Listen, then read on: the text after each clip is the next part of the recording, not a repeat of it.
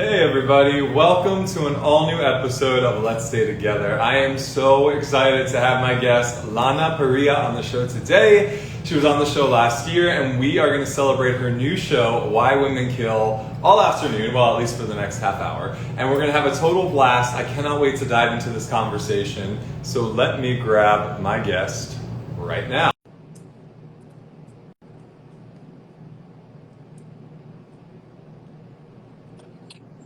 Lana! Hi! Hi, how are you? I'm good.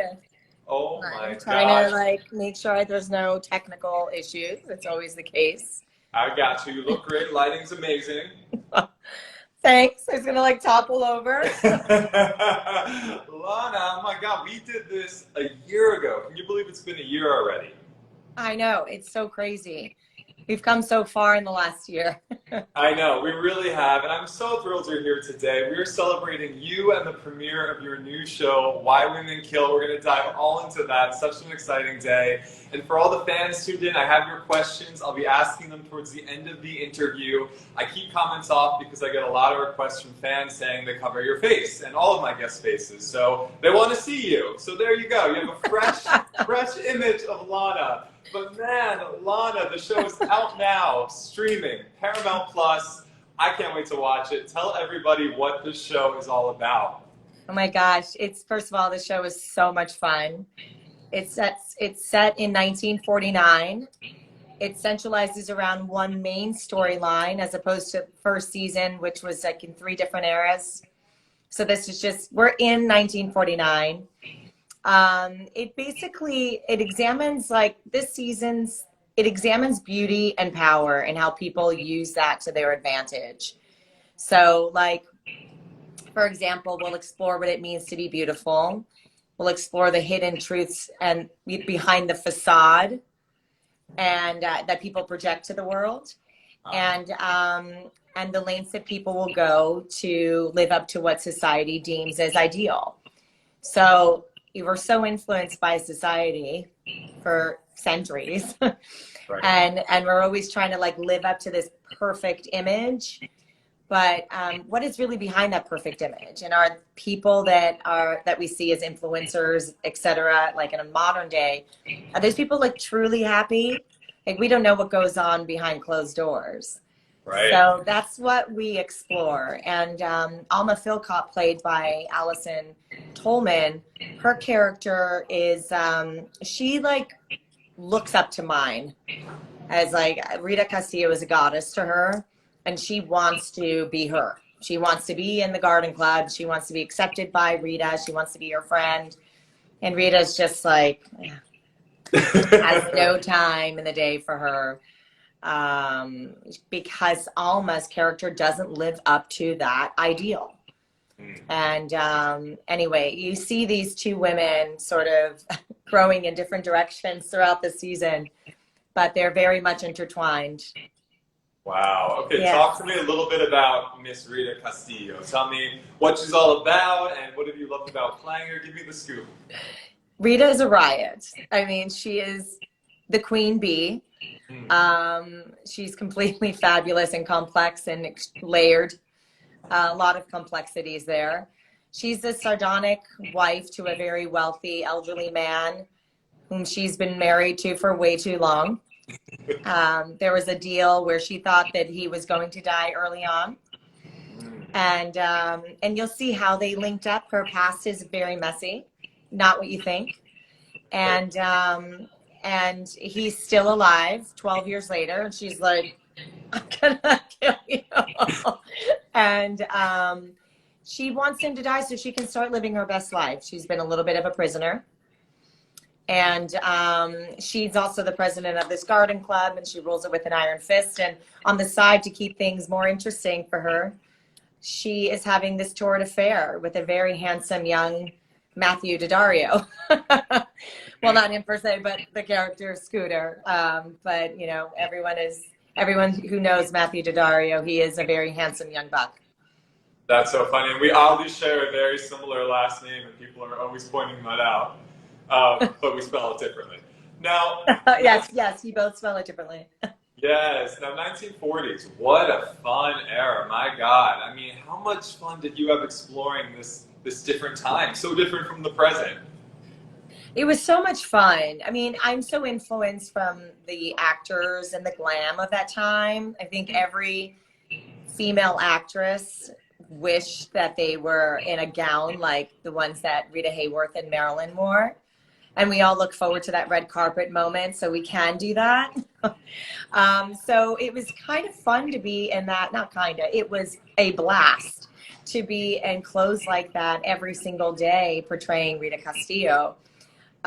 Just setting back into that time and learning about how women portrayed themselves, how they sat, how they walked, how they spoke. There was a different elegance and like a class then that especially my character possesses because she's definitely wealthy. So she would have gone to etiquette school and she would have learned how to properly eat and sit and how to fold her hands. So I really played a lot with character, how Rita walked, how she sounded, how she sat, how she held her cups, her glasses. Yeah, there was a lot of influence from that time. I think I watched like 30 movies. I mean, I absorbed so many old films and also just playing like this dark comedy. Like I haven't really been in that world in so long. The only Right. comedy I've done was like Spin City, which was 100 years ago. And then, you know, obviously Regina from Once Upon a Time has these snarky like one-liners, but this was really fun to dive into the sort of comedic element of what this show is and really, you know, true to Mark Cherry's sort of, you know, storytelling. So that was really fun and new for me. Oh my God, I can't wait to see it. It's based off the trailer alone, it looks amazing. And like you said, visually, how beautiful the fashion, and I love fashion and so appreciate that. And I'm always the Yep. person who says, like, I wish people would still dress up for the theater. Like, you go to Broadway and people are in like tank tops. I'm like, no, That's a no. big no. I love dressing up. I think there's something to be said about it. Like I love how far we've come to with fashion where we're a little more like relaxed and like we have our denim jeans and our t-shirts and there's something super sexy. I mean, about a white t-shirt and a pair of denims, you know, jeans. But I really love the glam and glitz. Like I just think that I've always been into it since I was a little girl and getting dressed up. Like we don't get to go out as much anymore, but last night when we had a drive-in, you know, show premiere and we're in the middle of like Santa Monica Airport. There's No nobody way. around. But I was going to get dressed up. There was no way I wasn't going to wear a gown on that, well, green carpet, but on the red carpet. There was no way. It's like I Oh, am showing up all glitz and glammed for this premiere in Rita Castillo style. yes, good for you. I know I saw you just put up a picture. Amazing outfit. And it's funny, Thank I feel like with you, you're always in something that's like cinched or corset or throughout all the shows you're on. Like you can't breathe in it, you can't walk in it, you can't sit down. I mean, right? I know. I don't even know how I keep getting hired because it's like we can't hear her. She can't walk. She can't sit. That's incredible. It's funny. I've been thinking about that too. Like, how do I get to play these like bodacious characters? And honestly, prior to Once Upon a Time, I didn't play those characters. Well, I would say Swingtown was a show that I did back in 2007 or 8. And that was probably the first sort of like introduction to these very complex, you know, bodacious characters that I've now been playing. But I love them. I love dress up. I love, you know, like even yesterday when I was wearing that gown, I was like, I want gloves, but like it's too charactery. Let's try to Right. keep it modern. But I'm like, put more jewelry on me. I love Which it. which outfits between Regina and this character were more taxing to wear? You know, Regina's the queen costumes. Anything that was jeweled was very difficult because any collar that had jewels on it would get stuck to my hair. And it was always just like a rat's nest back here. And then it would really, like, I permanently injured my neck. Like I have like some nerve damage from just, you know, standing a certain way and kind of like putting my neck forward so it wouldn't get caught on collars. And I Wow. was unconscious to it. I didn't realize that I was doing that. But my hair often would get stuck to these collars and make it very difficult at the end of the day to like try to separate my hair and the costume.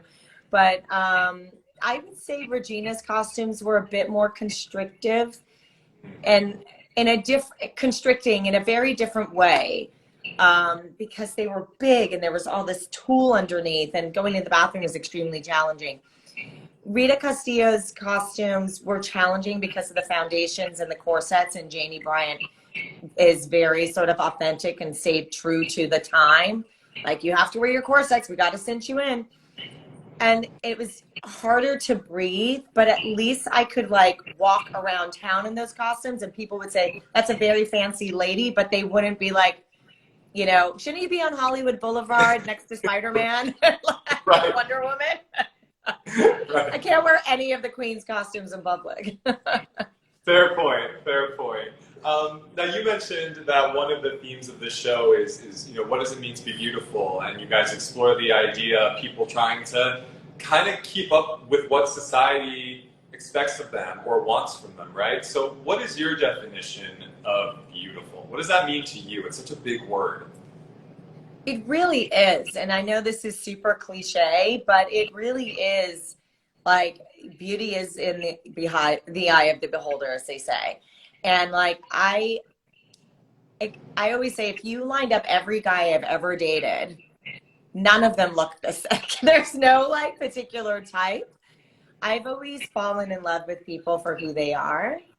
And so that to me is true beauty, like truly being authentic and truly being who you are and letting your character and personality come through. I mean, if you're an attractive, physically attractive person, that's a bonus. But I've always found true beauty to be like who in your heart, like who you are as a person, and sort of how you carry yourself and how you treat people.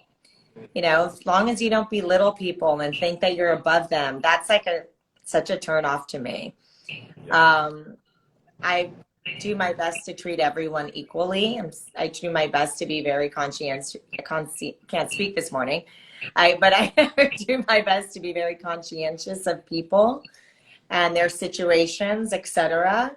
And I think that's a beautiful quality. So I think beautiful to me, it like lies in people's qualities and like their personalities and their characteristics and like who are they as a person. Yeah, I couldn't agree more. I love that. And now we have to talk about Mark Cherry for a second too. Now, Boy. you know he's a dear friend of my husband and I. We love him every time he's in LA or we're in New York. Well, no, he's in LA. He's in New York or we're in LA. I don't know where I am. You find We each always, other. yes, we're always with each other. Love him, and he's such a legend. Like we forget because we're friends with him, but my God, he's obviously created Desperate Housewives, which people know, and so many other amazing things. So for you, how was getting to work with such a talent like Mark, especially in these weird COVID times? Did you get to see him a lot, or was it all virtual? How was that experience? So all of it was virtual until the end. Wow. He showed up at every rehearsal via FaceTime. But that was for a lot of people. Like it was a very closed, tight set. I got to know Mark over phone calls and video, like Zoom sessions. He's wonderful. I absolutely adored him. I will say I fell in love with him when I actually got to like hug him and meet him and talk to him and like really, really get to connect with him on a human level where I was like, oh my God, we can actually hug. Right. So it's like, vaxxed at this point, you can like not have to worry. So I just, I felt like he really appreciated being in person as well. And I think it was sort of a very odd thing for him and for a lot of people to experience, like working with the cast for the first time, but never really getting a chance to meet them in person and like touch them. So when we had a small little gathering at his home, it's like a, wrap sort of brunch. And I felt like I really got to see the genius and the man behind the big name, and I just think he is a lovely human being, and I absolutely love working with him. I love this crew. I love like his whole team. It was just fun. And his characters are so deliciously like wicked and complex and I know Rita Castillo, people said like this is the true like Mark Cherry character. Like I sort of represent that to where, when you think of Mark Cherry female characters, Rita Castillo definitely fits that sort of, what's the word I'm looking for? That mold, right? Yes, like that mold. Yes, it's profile is what I was looking for. Yes. So she really is like the true Mark Cherry character that people are familiar with seeing, like from Desperate Housewives, etc. Oh my God, the two of you are going to be magic together. I'm so excited to see you guys in action. Now, it's so interesting because you've done a lot of work over the years, kind of based in these different time periods, right? Like once upon a time, you were always in some sort of mystical with throwback period, and now this. Do you gravitate towards these era-driven projects that are kind of away from the present, or it's just kind of where work has led you? I think it's partially where work has led me. I've often heard that I have like a classic Hollywood look, where it Yeah. kind of like it's like I should have been an actress back in the 40s. I think you know what I mean? I just have like Yeah. that look. So I think I fit the period profile. And so when it came to Once Upon a Time, I don't know. I think I didn't think about that. And in fact, it was in doing Once Upon a Time that a lot of people started saying you have like that classic Hollywood look. When this came around, I did fit that profile again for him. Like he's like, you have this Rita Hayworth kind of look. You have like this Natalie Wood kind of look, like the, a look from that time. And it's not like I love period pieces, but I also think that I aesthetically fit them. So if there are more out there, yes, please deliver those scripts. I would love to be a part of them. And there's just something really elegant and fun about like, I don't know. I don't get me wrong. I'm a Brooklyn girl. Like I grew up in the streets too, so I can be super like edgy and gritty and like throw down. So, this is kind of like a part that I like to play, but I think who I am in nature, I'm a little more like rough around the edges. I mean, I can definitely glam it up and whatever, but I'm a little more like grounded and a little more like, I think a little more relatable. I see you, Brooklyn. I'm Jersey. I get it. Yeah, you know what I mean? Just like a little more. But if I could do more period pieces, yes, I would love to do them. There's something fun about it. Yeah, and you're so great in them. And the fans, they're so looking forward to this show. Now, the fandom, we've got to talk about this for a minute. I saw you do a few videos where the fans found out where your trailer was and sent you the most beautiful chocolates and flowers and stuffed animals. And my God, just showered you with so much love. What was that feeling like when all of these gifts started showing up to your set?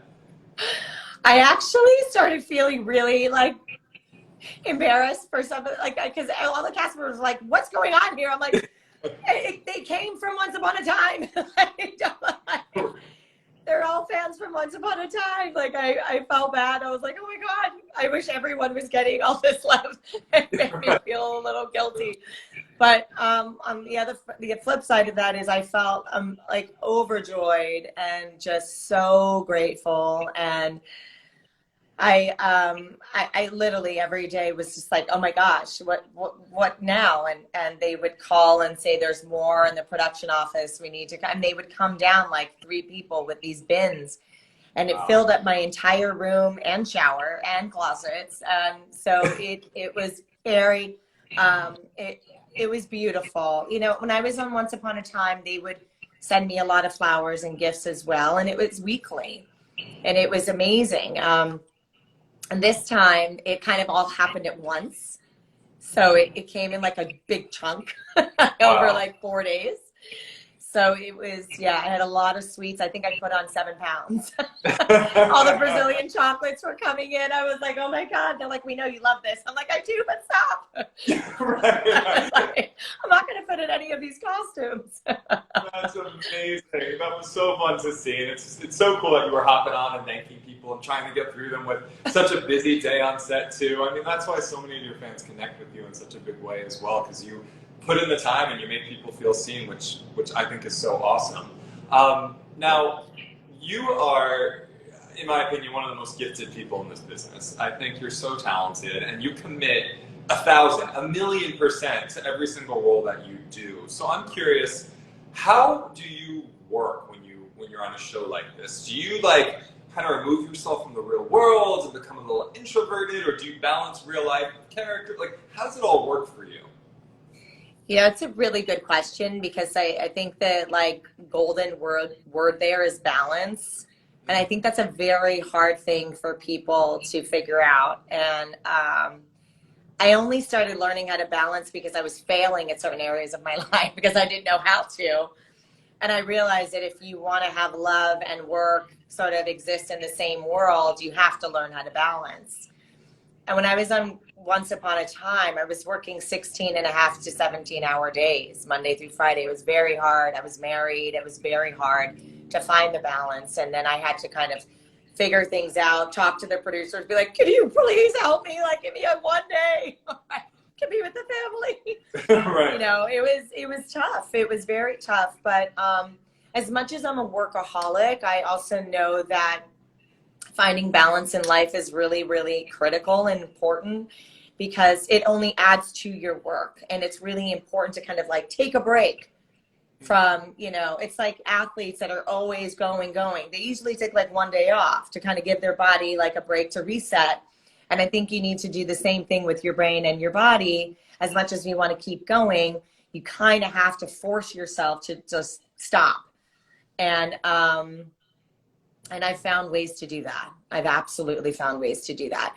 Now, with that said, when it comes to prep and working really hard, you know, for every character that I play, there's a Bible I create, and I write like backstory, history, who is she, where does she come from? Like, there's a whole Bible for Rita Castillo that no one will ever see, but I have like 2.5 journals full of like backstory and like working with Mark and hearing about, you know, what he thinks, where did Rita come from, and who is she really, and how did she end up here?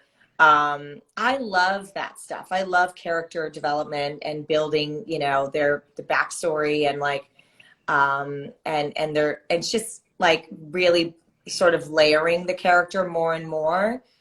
There's a lot that goes into this process. It's very time consuming and complex to sort of truncate in an interview, but homework and like is my favorite thing to do. I really love it, and I love hearing the words, and I love sort of playing with imagination and creating the world, and that's all like part of my process. That's amazing. And you create playlists as well, right, for every character? Yes. So did you Yes. make one for Rita as well? Yes, it's called Ritas Rhythm. And Ooh. yeah, and it's kind of fun. It's like there's a lot of songs. I was like, where's my phone? You're on it. Like, wait, it's gonna play something. But it basically like it has a lot of songs from the 20s. So like, what were her childhood songs? Her background, she is Latina, so then I had like some songs that influenced her when she was younger, like her parents would have listened to.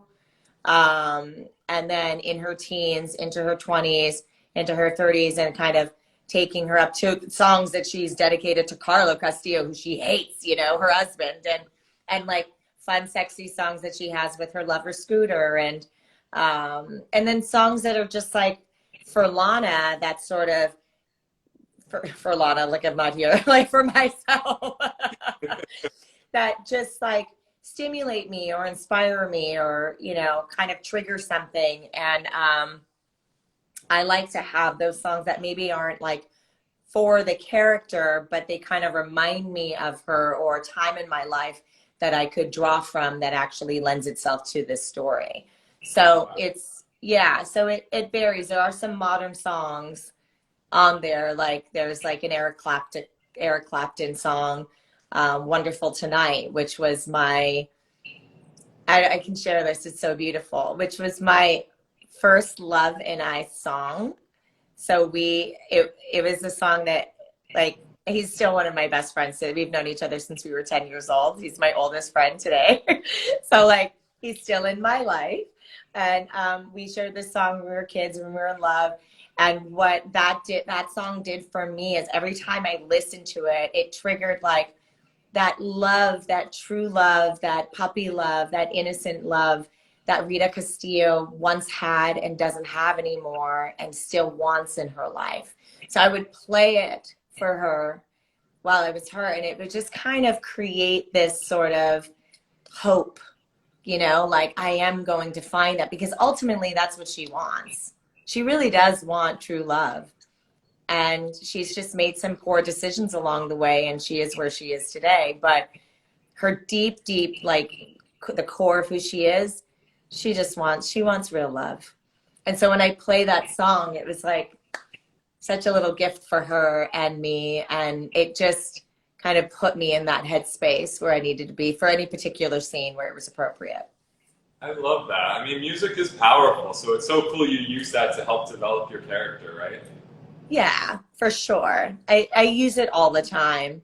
I had a lot of Queen, Evil Queen, and Regina playlists, but with Apple, I'm going to badmouth Apple, they've completely screwed all of my playlists, all my songs. Like, anyway, I won't waste our time here, but I have tons of CDs that I've uploaded and put on my computer. And then when Apple did all these updates, like, I don't know how long ago it was, and my iPod died, all my playlists were gone. Like, everything just disappeared. It sucks. I just have like a Bandit Regina playlist left because I played like 12 different versions of that character for a lot of playlists.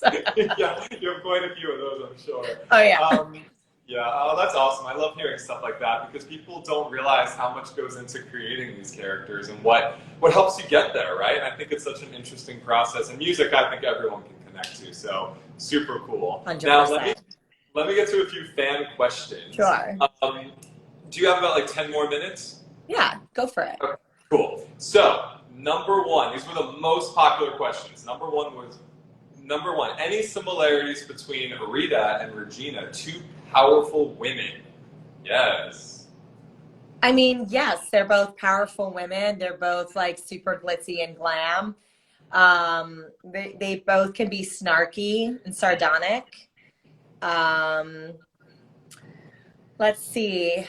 There's a lot of hidden secrets, and they have very complex backgrounds. And like I said, don't be so quick to judge Rita. And we all felt that way about the Evil Queen when we first met her, and those first 17 episodes were like, she's awful. We hate her, but we love her. But we hate her, but we love her. And then in episode 17 or 18, whichever it was, when you learned how she became this way, then everyone started like, oh my God, having so much compassion for her, and we understood her complexities. Rita has not a similar background. Obviously, one's fictional, and well, they're both kind of fictional, but one is set in a fairy tale world. But Rita has a very complex past, and she's sort of graduated into this woman that she's become, but it's not who she truly is. Ooh, good tease. I can't wait to see that unfold. Number two, I love this question. What is something from 1949 you would bring to 2021, and what's something from 2021 you'd bring with you back to 1949? Oh gosh.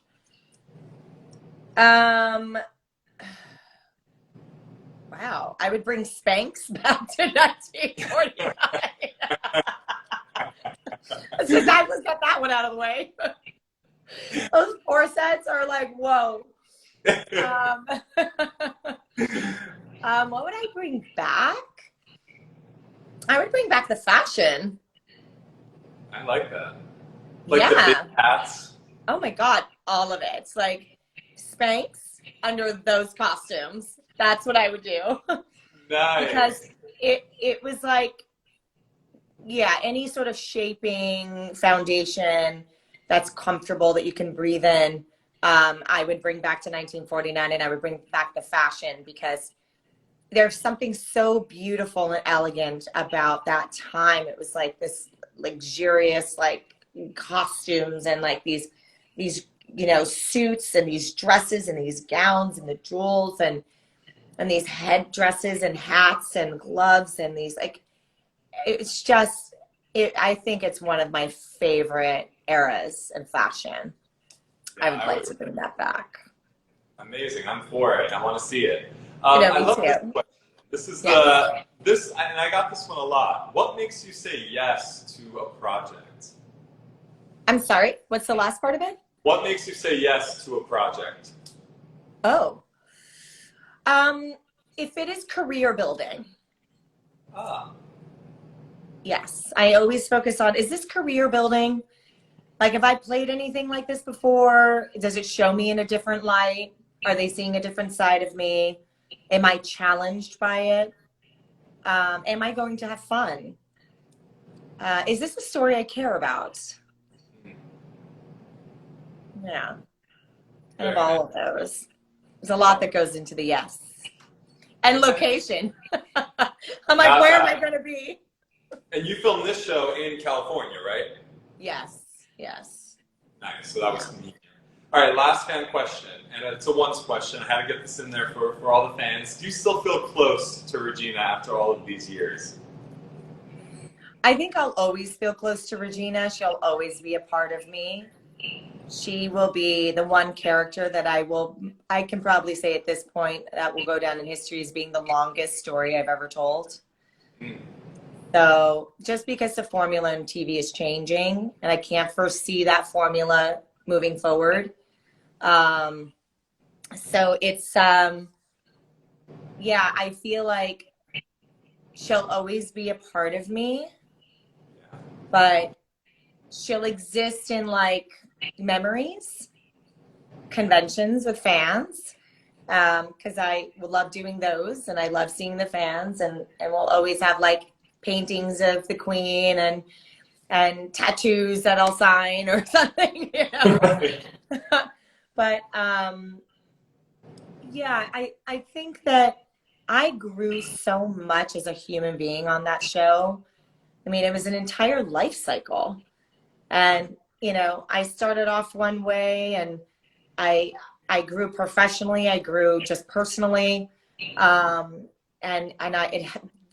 role helped shape me to become the woman I am today, along with everything else I've experienced in my life. So yes, she will always forever be with me. And one day I would like to watch the show as an audience viewer because I've always watched it as a critic. I'd like to watch it and just really see the impact that she had on the world, because I know from our fandom that it was a huge impact.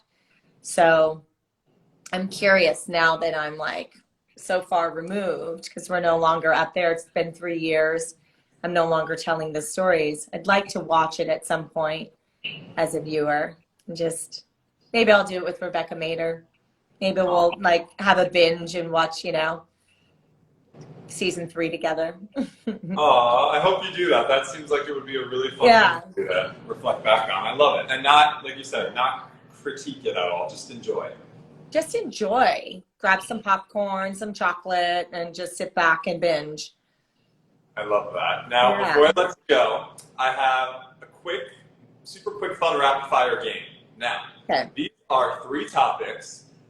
One of the 2 things I'm going to tell you is from the 1940s. One is not. Full disclosure, I got these all wrong. So let's see how you do, okay? Swing dancing or the twist, which was very popular in the 40s? Oh, I think it was swing. You are correct. It originated in the 20s and stayed popular through the 40s. Yes. Okay, I should have known that. I got that The twist, wrong. I think, was in the 50s. Yep, 50s, 60s. Nailed it. Oh, 60s, yeah. The Slinky or Monopoly, which was the popular toy in the 40s? Oh, I think Slinky.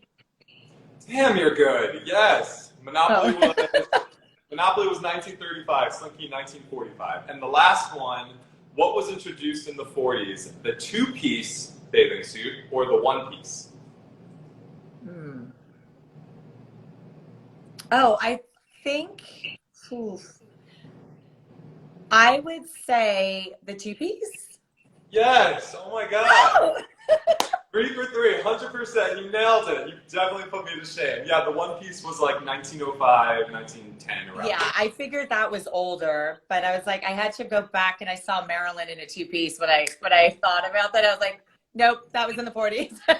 Well, clearly you learned a thing or two living in the 40s for the last couple months. I guess I Lana, did a lot of homework when I was building this character with Mark Terry. yes, you did. Somewhere in that Bible of yours are these talking points, I'm Oh sure. yeah. I read like what was popular then and like in the whole decade and like what happened and learning about the history all over again and learning about world history and American history and how it influenced everyone in the 40s and coming out of the Depression and like, just all of that. Like it was so fun to go back and listen to the music of that time. And, honestly, this is something I can leave with all of you. Like, it's an opportunity, to educate yourself and to go back and like before you watch the show or while you're watching the show, go back and play some music from that era. It's so fun. It really is. I learned a bunch of like, oh God, what's her name? Tucker. Oh God, I'm spacing on a name, but something Tucker and Al Brawley or Bowley or something like that. I started listening to him quite a bit. Wow. And it's very uplifting. It's like, very sort of upbeat, uplifting. It's kind of complex and happy. And some of it's like, oh God, this is so dated, but it's fun. It's fun to kind of step back into that time. And one thing my grandmother used to do, which I think I might do tonight, I'm having a little premiere party at the house. She used to get dressed up. She was a big soap opera viewer. And all the old ladies in the neighborhood would come over and she would make a big Italian spread, because my grandmother started cooking at 5 a.m. And she'd make this huge spread for everybody, and all the old ladies would come over and they would dress up to watch their favorite, soaps. And I just thought that was like, there's something fun and cute about that. It's like getting dressed up to go to your friend's house to watch the Oscars, right? And I think you can make an event out of this. It's the summer. Have fun with this show. It is a great summer show. You can't binge it, which I kind of like. So you can actually watch the 2-hour debut tonight. But then next week you can get glammed and glitz with your friends and watch it every Thursday night for the next couple of months. Oh my God, I love that. I'm so excited to watch this show. Congratulations to you. What a special day. And I'm so, so honored you took time today on your premiere day to hang out with all of us. Thank you. Likewise, it's so great to see you. I hope to see you in person when I'm out in New York. I hope so too, Lana. Sending you all the love and congratulations. Thank you, and to you and your beautiful partner. Thank you. Bye. Bye.